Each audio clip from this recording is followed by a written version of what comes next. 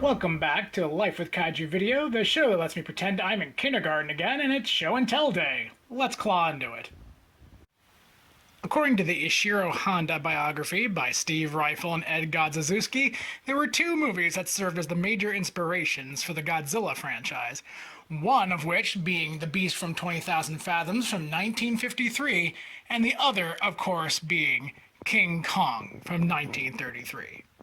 Unfortunately, I don't have a figure of the Beast from 20,000 Fathoms, so that means today we're going to talk about King Kong.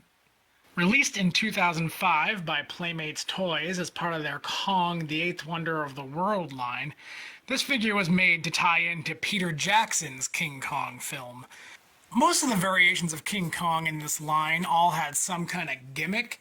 This is the one that they called Gripping Kong. Reason for that is that he has articulated hands and feet that can grip onto things, like his toes and his fingers all have little hinges on them so they can move. This guy is also kind of hefty. He weighs, but he's solid plastic. Unlike, the Bandai vinyl figures, he's a real durable action figure. There's a lot of cool detail on this guy. He's got like claw marks all over him, just to show you, oh, Kong's been through a few scrapes. He's been fighting a lot of different creatures on Skull Island. Oh, just look at him. The detail on him is pretty decent. I really like him. He's just, the paint job is really good. There's a few weird quirks about him, though, that I want to address. Kong here has some kind of odd joints when it comes to his shoulders and where his legs meet his body. They're almost like these wheelie joints that kind of make he can move his arms up and down, but he's got these joints that actually allow him to do this sort of bear hug kind of motion. He does that on both arms, so you can just close it in. And it works really well on his arms, I think.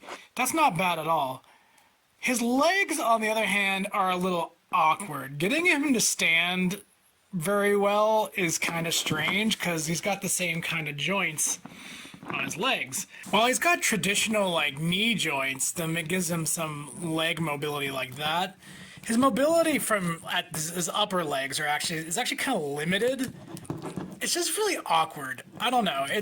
These kind of joints, I don't think these are great, but I guess they just wanted to not interfere with his main body very much.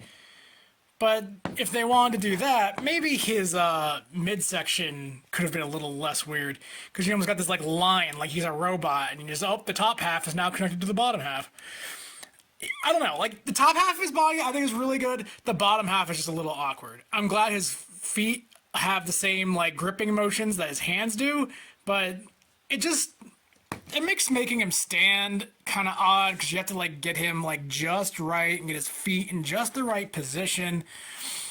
But that's not too terrible. More often than not, I don't have too much trouble getting him to stand. It's getting him to do anything else with his legs that's what makes it kind of weird. And once again, you've got your copyright information, so you know it's not a bootleg.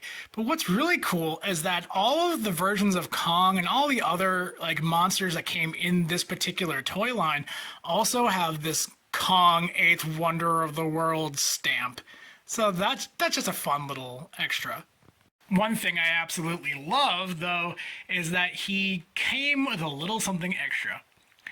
This little figurine of Andero. This is obviously where that gripping motion really comes into play. They want you to be able to hold on to Anne and have you recreate your classic moments of Kong just holding the girl in his hand. Those gripping fingers also help in making him hold on to things. So you can have him climbing up stuff while holding the girl in his hand. And this is an instance where those awkwardly built legs actually help matters, because he can just cling on to this pole here.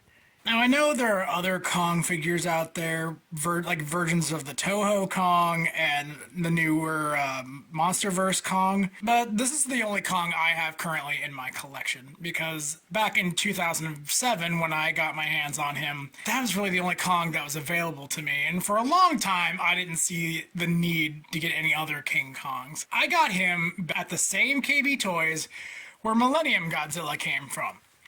And as Millennium Godzilla was the start of my collection, I thought to myself, who would be a better rival for Millennium Godzilla than King Kong? Those two are the most iconic giant monsters in movie history, so why not have that rivalry to start everything off?